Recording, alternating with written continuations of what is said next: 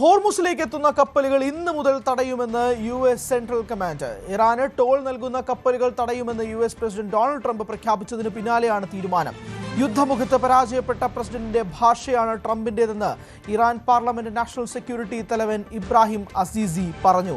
ഉപരോധ തീരുമാനത്തെ പരിഹസിക്കുകയാണ് ഇറാൻ നാവിക മേധാവി.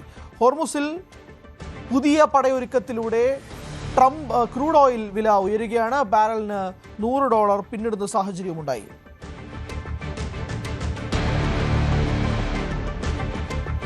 അജയ് സുധാ ബിജു ചേരുന്നുണ്ട് വിശദാംശങ്ങളുമായി. അജയ്, ചർച്ച പരാജയപ്പെടുന്നു, ആ സാഹചര്യം ഉണ്ടാകുന്നു, ഇപ്പോൾ US-ന്റെ ഭീഷണി ഉണ്ടാകുന്നു. അതിനിടയിൽ ഗാലിബഫ് ഒരു മാത്തമാറ്റിക്കൽ സൊല്യൂഷനൊക്കെ മുന്നോട്ട് കൊണ്ടുവരുന്നു. കൃത്യമായി ഇറാൻ US-നെ വീണ്ടും കളിയാക്കുന്ന സാഹചര്യത്തിലേക്ക് നീങ്ങുകയാണ്. അതിനിടയിൽ ക്രൂഡ് ഓയിലിന്റെ വിലയും കൂടുന്നു. നിലവിലത്തെ സാഹചര്യം എന്താണ്? ഹരി, ഈ ചർച്ച പരാജയപ്പെട്ടതിന് ശേഷം ട്രംപിന്റെ പ്രതികരണം എന്താകുമെന്ന് അറിയാൻ എല്ലാവരും ആകാംക്ഷയോടെ കാത്തിരുന്നു. അദ്ദേഹം ഇപ്പോൾ ആരും പ്രതീക്ഷിക്കാത്ത ഒരു നീക്കവുമായാണ് നിലവിൽ രംഗത്തെത്തിയിരിക്കുന്നത്. അതായത് ഹോർമുസ് കടലിടുക്കിലുള്ള കപ്പലുകളെ തടയും എന്നൊരു ഭീഷണി ട്രംപ് മുന്നോട്ട് വെച്ചിരുന്നു. ഇതിപ്പോൾ ഇത്തരമൊരു ഭീഷണി ഇതിന് മുൻപേ മുന്നോട്ട് വെച്ചത് ഇറാനാണെന്ന് നമുക്ക് കാണാൻ കഴിയും. ഇപ്പോൾ ട്രംപ് ഇത്തരത്തിലൊരു ഭീഷണി മുഴക്കുന്നത് ഹോർമുസിലുള്ള എല്ലാ കപ്പലുകളെയും തടയും എന്നുദ്ദേശിച്ചല്ല, ഇറാനിയൻ തുറമുഖങ്ങളിലേക്ക് വരുന്ന കപ്പലുകളെയും അതുപോലെ തന്നെ അവിടങ്ങളിൽ നിന്ന് ഈ ഹോർമുസ് വഴി മടങ്ങുന്ന കപ്പലുകളെയും തടയുമെന്നാണ് ട്രംപ് ഇതുവഴി ഉദ്ദേശിച്ചിരിക്കുന്നത്. ഇതോടെ US സെൻട്രൽ കമാൻഡ് ഇത്തരമൊരു നീക്കം നടത്തുന്നതായിട്ട് അവരും ഔദ്യോഗികമായിട്ട് റിപ്പോർട്ട് പുറത്തുവിട്ടിട്ടുണ്ട്. ഇന്ന് ഇന്ത്യൻ സമയം ഏതാണ്ട് 8 മണി കഴിഞ്ഞായിരിക്കും ഈ നീക്കം നടത്തുക. ഇത്തരത്തിൽ ഈ കപ്പലുകൾ തടയുന്നതിലൂടെ ഇറാനെ സാമ്പത്തികമായി ഞെരുക്കുക തന്നെയാണ് ട്രംപിന്റെ ഒരു ഉദ്ദേശമെന്ന് പറയുന്നത്. ഇപ്പോൾ ഈ ഹോർമുസ് കടലിടുക്ക് വഴി കടന്നുപോകുന്ന കപ്പലുകൾക്ക് ഇറാൻ ടോൾ പിരിക്കുന്നത് അത് കഴിഞ്ഞ കുറച്ച് ദിവസങ്ങളിലായി തുടങ്ങിയിരുന്നു.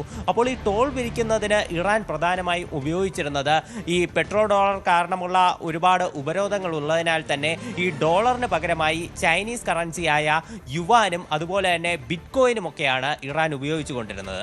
അപ്പോൾ ഇത്തരത്തിൽ പെട്രോ ഡോളറിന് പകരമായി മറ്റൊരു കറൻസി വിപണിയിൽ വരുന്നത് അത് ട്രംപിനെ സംബന്ധിച്ച് ഒരിക്കലും അംഗീകരിക്കാനാകാത്ത ഒരു കാര്യമാണ്. ട്രംപിനെന്നല്ല, അത് US-നെ സംബന്ധിച്ച് തന്നെ വലിയൊരു സാമ്പത്തികമായിട്ട് അവരെ ഒരു ഉപരോധത്തിലാക്കുന്ന അല്ലെങ്കിൽ അവർക്ക് ഒരു പ്രത്യാഘാതം സൃഷ്ടിക്കുന്ന ഒരു വലിയ നീക്കമാണ്. അപ്പോൾ ഇത്തരമൊരു കാര്യത്തെ മറികടക്കാൻ വേണ്ടിയിട്ടാണ് ഇപ്പോൾ നിലവിൽ ഈ ഇറാനിയൻ തുറമുഖങ്ങളിലേക്ക് വരികയും അതുപോലെ അവിടെ നിന്ന് തിരിച്ചു പോവുകയും ചെയ്യുന്ന കപ്പലുകളെ തടയുമെന്ന് ട്രംപ് പ്രഖ്യാപിക്കുകയും സെൻട്രൽ കമാൻഡ് അതിനനുസരിച്ചുള്ള നീക്കങ്ങൾ നടത്തുകയും ചെയ്യുന്നത്. എന്തായാലും ഇതിൽ ഇറാൻ വെറുതെ ഇരിക്കുന്നില്ല. ഇറാനും ശക്തമായിട്ടുള്ള മറുപടി ട്രംപിന് നൽകുന്നുണ്ട്. ഇത്തരമൊരു നീക്കവുമായി മുന്നോട്ട് പോവുകയാണെങ്കിൽ ഈ ഗൾഫ് തീരങ്ങളിലും അതുപോലെ തന്നെ ഒമാൻ ഉൾക്കടലിലുമുള്ള ഒരു തുറമുഖവും സുരക്ഷിതമാകില്ല എന്നാണ് IRGC പുറപ്പെടുവിക്കുന്ന ഒരു ഭീഷണി എന്ന് പറയുന്നത്. മാത്രമല്ല, ട്രംപിനെ ഇപ്പോൾ ഇറാനിയൻ നേവൽ സേന പരിഹസിക്കുന്നുമുണ്ട്. അതായത് യുദ്ധത്തിൽ തോറ്റ പ്രസിഡന്റിന്റെ പുതിയ ജൽപ്പനങ്ങളാണിത് എന്നാണ് ഇറാൻ പറയുന്നത്. അതുമാത്രമല്ല, US ഇത്തരമൊരു നടപടി സ്വീകരിക്കുകയാണെങ്കിൽ അത് കടൽ കൊള്ളയാകുമെന്നും ഇറാൻ പറയുന്നുണ്ട്.